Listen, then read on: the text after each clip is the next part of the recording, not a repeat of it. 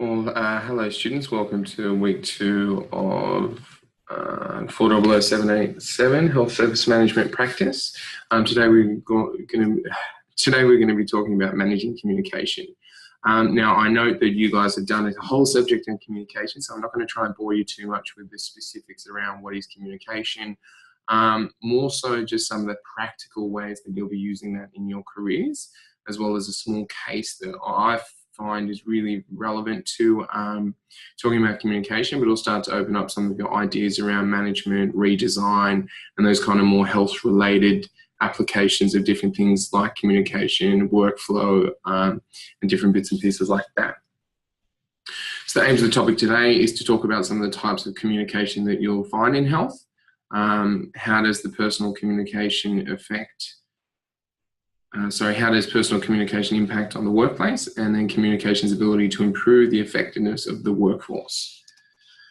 So some of the types of communication that you'll come across in health, I've just kind of themed them there between written, visual, and verbal. So some of those written things you might have will be documentation, so any forms you develop, any flyers or service flyers that you develop to promote a service that you've got, letters that you send out to clients, and newsletters. I'll just go back to forms to start with. So forms are one of those things that you will develop. You'll see areas in which you want your staffing to be a bit more efficient, and the way to do that may be through developing those forms. Always be mindful about your forms that they have to be very specific to what you want to do. If there's too many empty boxes or there's too many bells and whistles to a form, it's going to be very difficult to get your staff to use them. In my own practice, I remember coming up with what I thought was a really great idea with a quality assurance.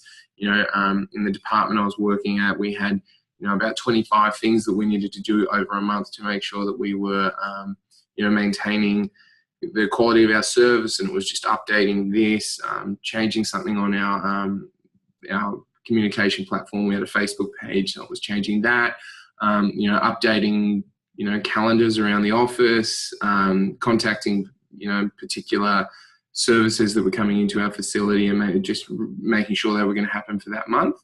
And so for me, I came up with the idea of one a day, and having staff members to sign that off, and it was a great in theory, but it ended up being that I was the only one that would use it because I made it too complex. The idea that they had to open a folder, find what they were supposed to do for that particular date, then they had to go to another area of the folder to actually action that particular activity that I was supposed to do, and then the last one being that they then had to sign off on it to say that they had done it. And it was great for me as a manager because I was it brought accountability back to the staff. That being said, though, a lot of them didn't want to sign it because they felt that it was, that should be part of their day-to-day job. Why are you making me sign this to say that I'm doing it? And then when it didn't happen, they felt they might get in trouble. And so it became what I thought initially as a type of a form that I developed, or a quality assurance thing that I developed, became actually quite problematic. So it's one of those things just to be mindful of it, and to include your staff. I think the important thing is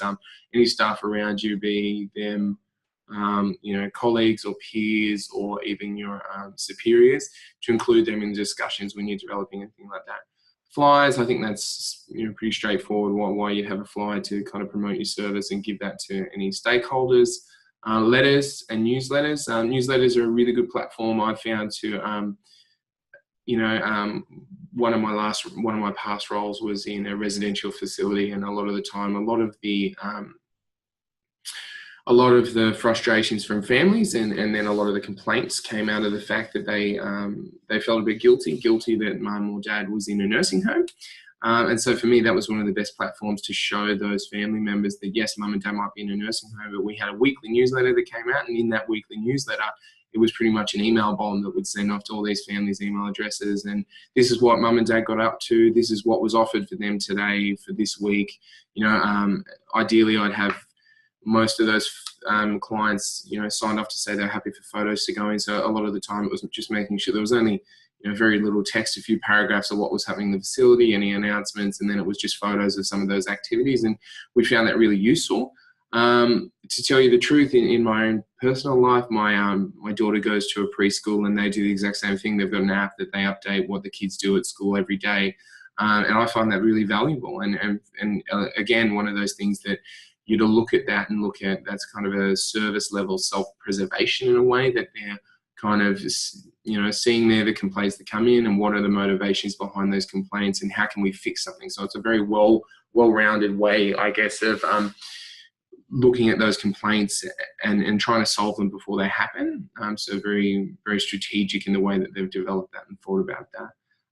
Visuals, so photos. So again, every photo that you take in a health environment, consent from staff, consent from patients, consent from even the health district sometimes. Appeal, make sure that they're appealing. I had some Christmas party photos go out, and I had one of my volunteers looking after that particular newsletter. And there was a not too appealing photo of a resident, or not too gracious, I'm going to use the word. And yeah, they got quite frustrated because no one really vetted that photo and said, oh, well, is that going to show that resident in the best light? So I remember that was quite frustrating for them. So it's something worth, you know, having some checks and balances in place to ensure that you, I guess you're not being, I guess, demeaning to your clientele, or, you know, something that's not going to embarrass someone. Colors, make it appealing. I think that's probably one. I remember going to a GP surgery, and they had a flyer for their surgery and some other services they offered, and it was just black and white and really boring. And I remember looking at it and going, oh, I wouldn't want to go to that. Look at they haven't made any effort into you know, making the service appealing. So why would I want to go to their service at all? Verbal. This is probably a really important one for many young workers. You know, the fact is that we all, without trying too hard, I guess we all change our speech from generation to generations. You know, I know that I fall into that category, that I definitely, when it's a older person, I seem to, you know, an elderly, the fact is I've worked there for a fair while, and I know that my speech changes a little bit, that, you know, I'll be saying things like darling and love and those kind of words that are quite demeaning, and it's something just to be mindful of. I'm not saying it's the right thing or the wrong thing, but just to look at what is your particular site level policy on that, and also what, I guess, the perception you want to give. Culture to culture, that's another thing too. I don't think I fall into that boat. However, you know, there might be a part of me that does, that, you know, when you're speaking to different cultures, particularly those with a linguistically diverse background, that English might not be their first language, that sometimes you can dumb it down is the words I'm going to use, but it can actually be quite demeaning to the patient you're talking to. So I would just kind of note that, and, you know, they're still just as important as every other patient, just because they can't understand what you're saying. I find that very frustrating at times for myself. Having gone overseas before, and, you know, being the third wheel in a conversation where two other people are speaking different language, I've definitely felt uncomfortable in that before, so I'd be mindful of that. And then also just culturally and linguistically diverse and disability-specific populations, so people that might be blind or hearing impaired. Really important to understand that you need to have access to communications for everything. If you've got if you've got writing, if you've got announcements, if you've got things like that for the average Joe Blow that can hear you and can understand, you need to be able to give that in languages that suit your population demographic. So I would suggest that if, you know, you're working in an area of Sydney where there's a predominant, you know, Chinese culture or something, you might want to have a translator on the books that can translate that information and produce the same document pretty much, but just in a different language, and really look at why you're producing those documents and if that information is necessary for those clients. So things like confidentiality agreements, you know, patient rights and responsibilities, they're things that are so important for you to get in the particular cultures that you're dealing with. And, you know, health department, and I think Southeast Sydney has a really big, they've got a website devoted to cultural specific, I guess, documents and things that you would find in most health sectors. So a lot of the time these things have already been done. You just have to know the place to go and find them. Then also disability specific, one of the most humorous but at the same time quite frustrating times that I've seen is the fact that we had I had a lady at a GP surgery who was blind, and yet, you know, she kept walking up to the front desk, so to speak, to talk to someone, and there was a sign that said, you know, please wait behind this line. And so she continually, every time she walked up, the receptionist, you know, didn't say anything and got quite frustrated, and kind of then, you know, I remember her talking to one of the other receptionists and kind of pointed up to the sign and says, can't she read? She's blind. You know, like, I didn't understand that at all. So that's something just to think about. So just having those things accessible and relevant to their particular population group. All right, moving on to your personal communication in the workplace. I think you've probably this has already been talked about with you in some way, shape or form. Email, so think about your spelling and grammar. You know, grammar kills, spelling kills. Think about the perception it gives off if you can't spell or your grammar's pretty poor. That's something that you can work on. I know myself, when I graduated from my initial degree, spelling and grammar wasn't my thing, but that developed, and it developed out of getting a few emails back with my typos highlighted and suggested that maybe I should work on my spelling and grammar, and that was quite embarrassing. But again, it's one of those things that comes with time and a bit more reading and a bit more writing. Also, too many emails. That's probably one I wanted to suggest. Too many emails, and you've got to think of the motivation behind why staff members would do that. But, you know, for one, pressing the reply all button doesn't necessarily do anything for your career. I know a lot of staff that have gone out there and done that, so probably think about that. And then also just the fact is, you know, making yourself look busy doesn't actually make you look busy. Sending 25 emails to your boss a day about all these menial things probably actually frustrates them more than anything, and would actually make you come across as being quite needy, being needy for reassurance or being needy for whatever it is. So that's something worth thinking about. Verbal slang, again, you know, try not to swear when you're in a health environment or a workplace environment. I'm sure you're all quite good at that, but think about some of the other slang things that you might, you know, the Australian language itself is full of slang, and just making sure that you don't, I guess, use that you're in a formal environment. Some language barriers, again, think for disabilities in cultural groups. That's a really important one, that you need to be able to either get an interpreter, slow yourself down, whatever it might be. Speed of speech, that's another one too. I know that I fall into that category when I'm a bit nervous, or when I'm talking to someone that I maybe, I don't know, I get a bit of cold feet, or you know, someone I really important, for example, or I feel is really important. I know that I tend to talk quite fast, and that's definitely something that makes me seem very nervous, and that's not supporting my career at all. Last two things I want to talk about here is two kind of ideas that have come out of a lot of graduate information. You know, students go out to the workforce, and these are two of the things that really hit them hard. So the first one I want to talk about is imposter syndrome, this idea that we get into a role and we don't necessarily believe we are worthy of it, that we don't feel that we should be there, and we don't feel that we can do the job.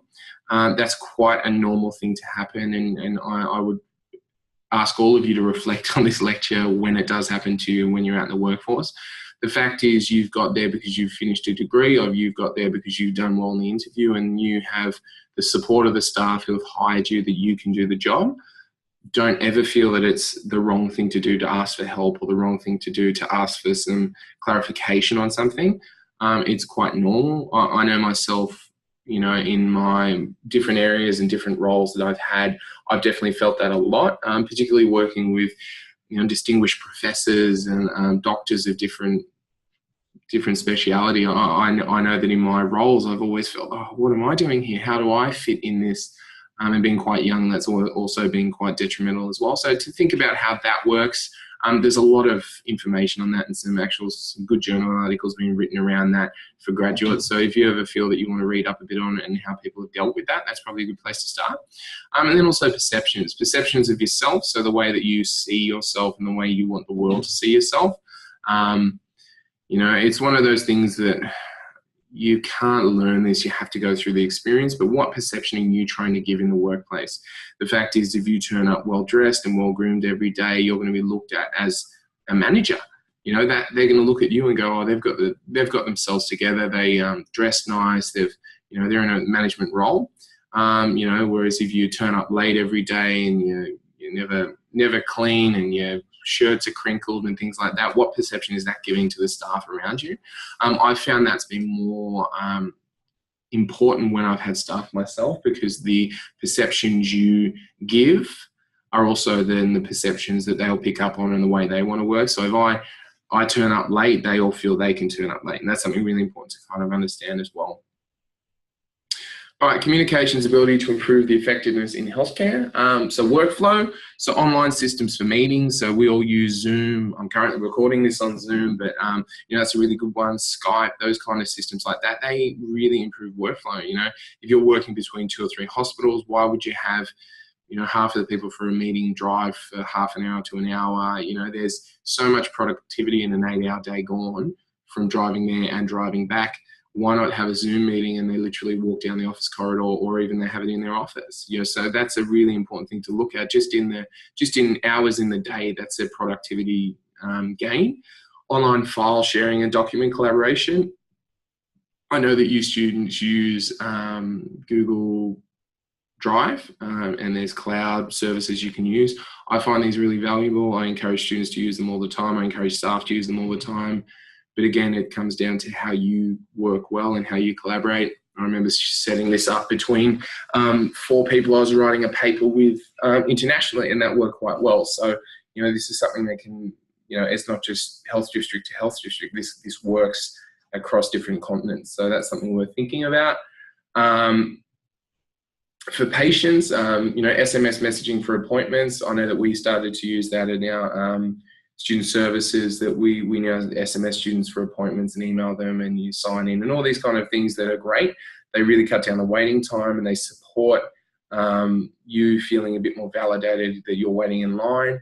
You know, they use them at the RMS and some health services now. But that's going to become more and more paramount, and you never know, one of you might be on a project that is developing that for an emergency department, which I see as a really valuable area. IT support in managing waiting times, that's another really good one. The fact is that if we can look across all of these emergency departments in the state, and you know, we have a car accident somewhere in the middle of Sydney, and it's suggested that all the 4 closest hospitals have got 3-hour waiting time, but if you drive for 20 extra minutes, you'll get in an hour. You know, you'd love for the ambulance to be getting that information so they know where to take that patient. And although it might be logistically a bit of a nightmare, when talking about patient care and emergency scenarios, you want that patient seen to as quickly as possible. And then just for other support services, you know, things like ordering stock. There's also now communications being brought in and online systems being brought in to kind of fix that.